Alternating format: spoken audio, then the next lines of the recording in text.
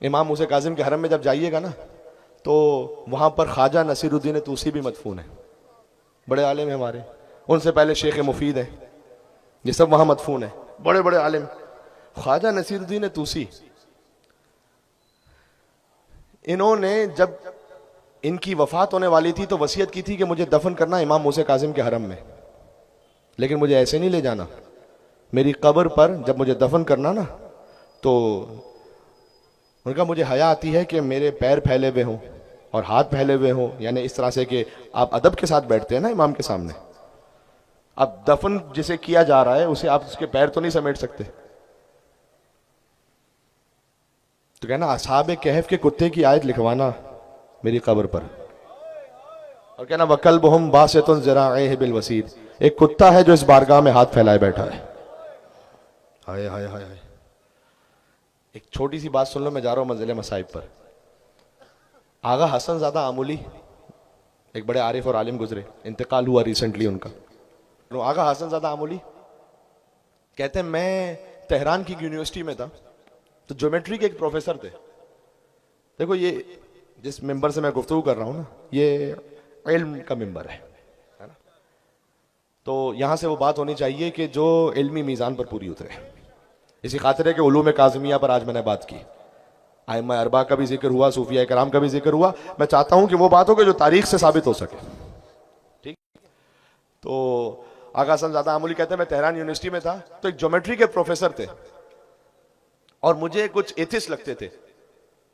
تو ہوتے ہیں جو بہت زیادہ پڑھ لکھ جاتے ہیں، اب یہ بھی ایک فوبیا ہے، اب ویسٹرن ورلڈ میں تو بالخصوص بہت زیادہ ہے یہ کہ اگر کوئی بہت بڑا ڈاکٹر پروفیسر ہوتا ہے اور وہ دیندار بھی ہو تو کہتے ہیں تم اتنا پڑھ لکھ گئے ابھی تمہیں عقل نہیں آئی، اس کو طنز کرتے ہیں، کہتے ہیں نا مطلب دین، کہتے ہیں عقل والوں کا کام نہیں ہے دین، دین میں ریشنل نہیں ہے، مولویوں کو بھی بہت سے لوگ ایسے ہی سمجھتے ہیں۔ ایک صاحب نے مجھے بیان کیا کہ ایک جگہ ایک مولانا تھے، طالب علم،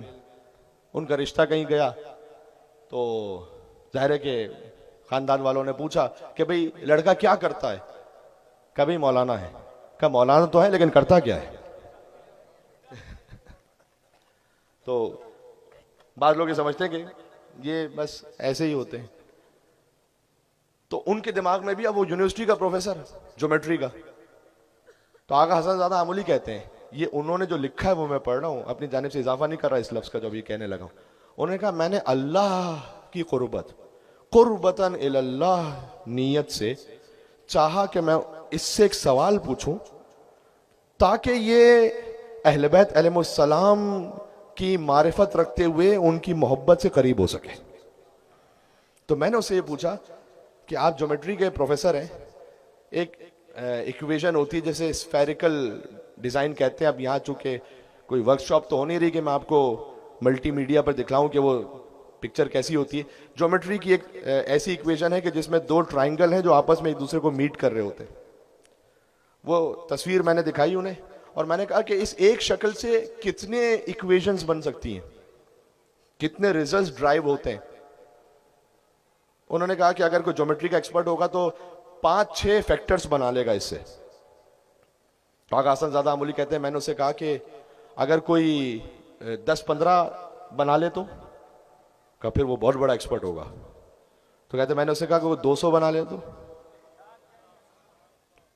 تو اس نے کہا کہ نہیں 200 تو پاسبل ہی نہیں ہے، اس ڈائیگرام سے 200 فیکٹرز نکل آئیں، یہ پاسبل نہیں ہے،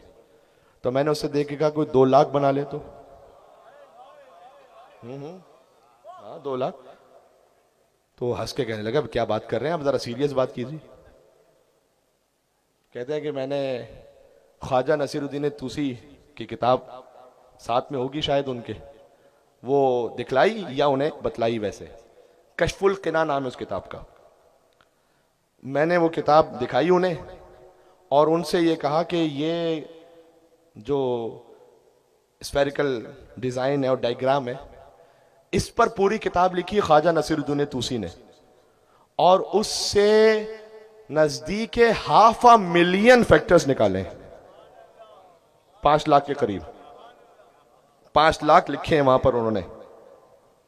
بہت توجہ کیجئے گا، میں نے اس مجلس میں سے سنایا کیوں ہے،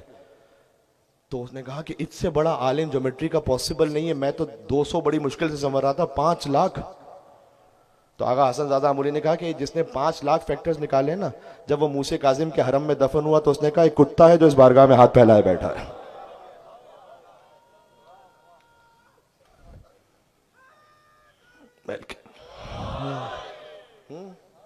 سمجھ میں آ رہی بات؟ وَالْقَلْبُ الْهُمْ بَاسِطٍ ذِرَاعَيْهِ بِالْوَسِيدِ وَقَلْبُهُمْ بَاسِطٌ ذِرَاعَيْهِ بِالْوَسِيدِ۔ سبحان اللہ۔